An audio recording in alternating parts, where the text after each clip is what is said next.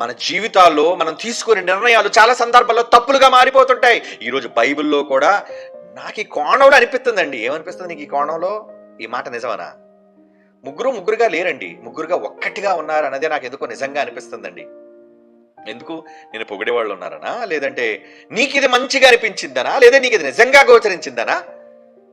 ఇలాంటి వాటి విషయంలో మనుషులు తమ ఆలోచన విధానంలో కేవలం ఛాయ నీడను చూసారు, ఒరిజినాలిటీ చూడలేదు వీళ్ళు. ఎవరో చెప్పిన మాటలు, లేదా ఏమంటే నీ కంటితో కనిపించిన సందర్భాలు, కొంతమంది కళ్ళతో కనబడతాయి కొన్ని, కానీ కనబడినవన్నీ నిజాలు అనుకుంటే ఎలా? కొన్ని సందర్భాలు నీ కళ్ళు కూడా నిన్ను మోసం చేస్తాయి. నువ్వు చూసిందల్లా నిజం కాదు. ఒకసారి ఆలోచించాలి, దాని వెనక నిజాలేంటి? చూచి వెంటనే తప్పుగా అనుకుంటావా? చూచి వెంటనే నువ్వు నేరస్తుడుగా నువ్వు అనుకుంటావా? చూచిన వెంటనే నువ్వు చెడ్డవాడుగా నువ్వు అనుకుంటావా? లేదు. కనుక మనుష్యులుగా, నిజముగా దేవుని జ్ఞానం అర్థమైన వాళ్ళు మనుష్యుల దృష్టిలో గొప్పవాడుగా కనబడాలని ఏ రోజు అనుకోరండి. నిజంగా దేవుడు అర్థమైన వాళ్ళు